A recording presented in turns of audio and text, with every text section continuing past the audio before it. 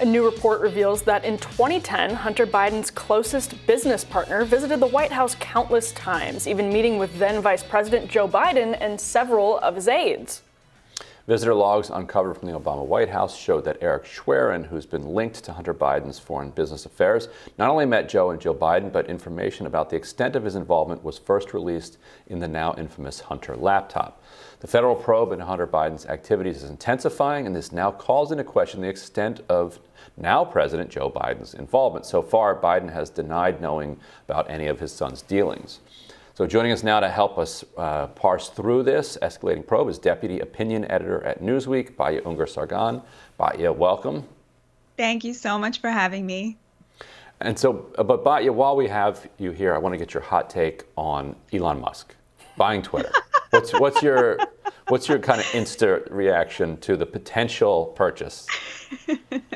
Well, I think we discussed this here before. I just feel sort of like it's so strange to see the right, on their knees, just praying in thanks that a new corporate overlord has come to save them from the old corporate overlord. And I think it just shows how, the right now is taking this very anti-corporation stance, but you really see how that's not actually because corporations are bad, because they're immiserating their workers, because they're bad for democracy in the way they wield power. It's just because it's the wrong corporations, right? So I felt a little bit like it's very clear to me that the left, who's like, Hitler is coming to Twitter, right? Because they're so worried about less content control and so worried about like more conservatives being on Twitter. That's obviously to me a huge punchline, right? They're ridiculous. But the right being so eager to cede power and control to like Elon Musk, I didn't see that coming, and I find it like really appalling.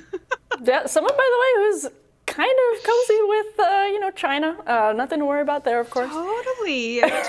Who's like fired people for disagreeing with him at work. Like, this is not a free speech hero. That I support.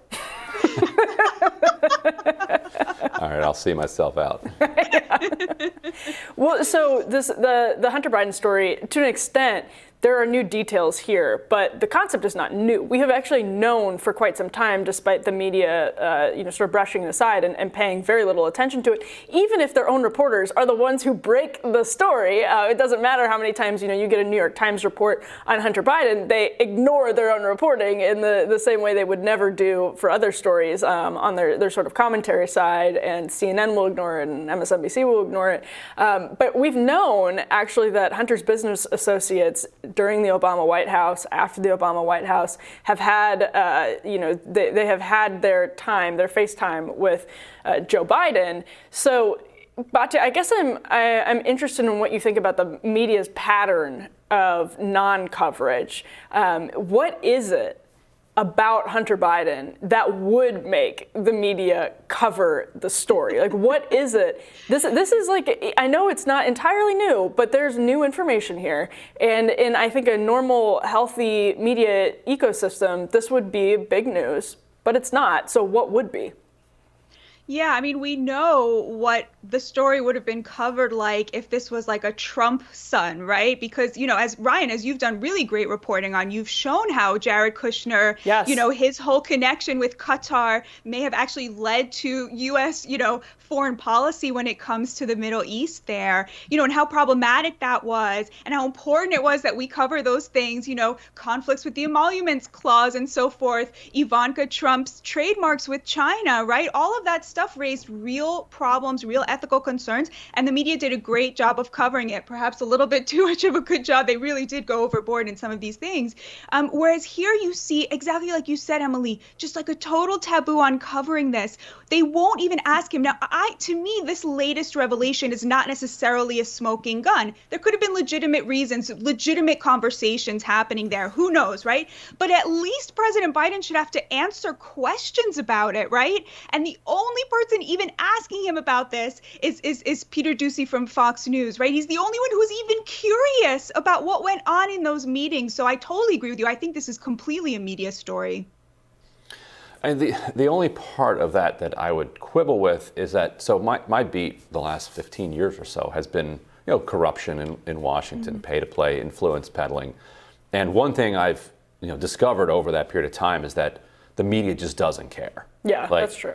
And even when whether it was Bush era, whether it was Obama era, whether it was Trump.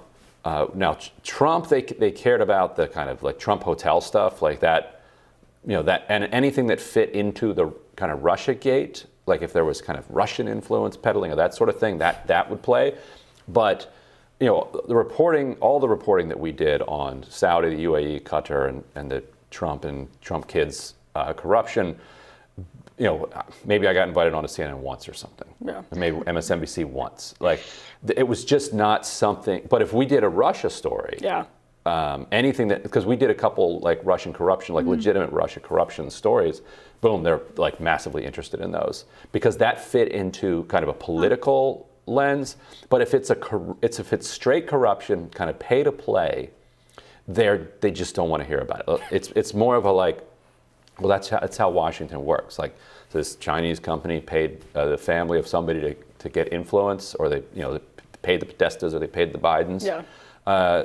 Okay, that's what we do here in Washington. Like that was the sense that I've gotten in the last 15 years.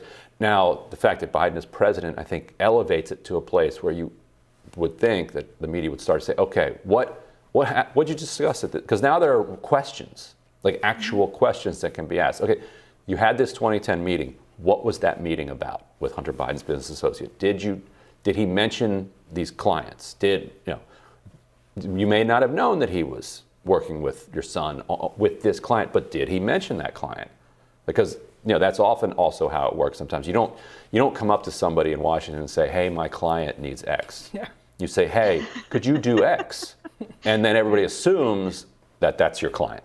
Right. Because why else are you asking? Right. On behalf of this person. So yeah, there are real questions. And so we'll see if they start to ask some of them, but otherwise it'll just be that same pattern of this is just how Washington is. Shrug. Yeah. Yeah, it's so interesting, Ryan, what you say, because to me, I always assumed that the reason the media sort of turned on Russia very suddenly was because it got tainted by Trump. But what you're saying is the opposite. They were really only interested in covering Trump's corruption when it could be attached to Russia, which is a really interesting. I hadn't thought about that. I do think that to me, the prevailing sentiment that I'm coming away from this with is the idea that during the campaign, President Biden, then candidate Biden, really portrayed his relationship with Hunter as, he has this sort of fail son, right, who he loves dearly and really hopes will continue his recovery, brought up his recovery, his crack addiction. And, or when Trump brought that up, he said, I still love him. He had this very impassioned, it was actually really moving. A lot of people struggle with addiction, he said. It was this view of like this sort of paternalistic, father struggling to support and help and maintain, this kind of this fail son, right? But now the impression that's sort of seeping out from these continued revelations from the laptop is sort of the opposite, right? It's that in a way, Biden was supporting, Hunter Biden was supporting the family and sort of, paving the way for his father's post vice presidency from a very financial, like literal point of view. And that is a very different impression than the one that I got, at least from then candidate Biden, about what that relationship was about. That's a really good point, actually, Batya, because all of these stories and all of these revelations immediately go back to the president, because we do have evidence that Hunter Biden was supporting the president's, like just his lifestyle and supporting him financially through this access peddling. And so then the question becomes, with every new revelation, what access was being peddled? Was the president being involved in this at all? And you have to ask that question because we know that it was basically part of the business plan based on pretty good reporting and testimony. So the other question that I have for you, Batya, is a lot of people on the left say the media is way too interested in the Hunter Biden story. This is I'm bringing the sort of devil's advocate argument up, that if anything, the media treats the Hunter Biden story as this explosive, damning story that is just way too much time is spent on it when the world is burning, et cetera, et cetera. What would your response be in a situation like that where somebody says, actually the media is way overhyping Hunter Biden? I guess coming back to what we opened with, when you compare how the media treated President Trump and his family to how they treat President Biden and his family, that gap and the attempts by elite media, legacy media, to dress up that gap, which is a gap in their own interests, right?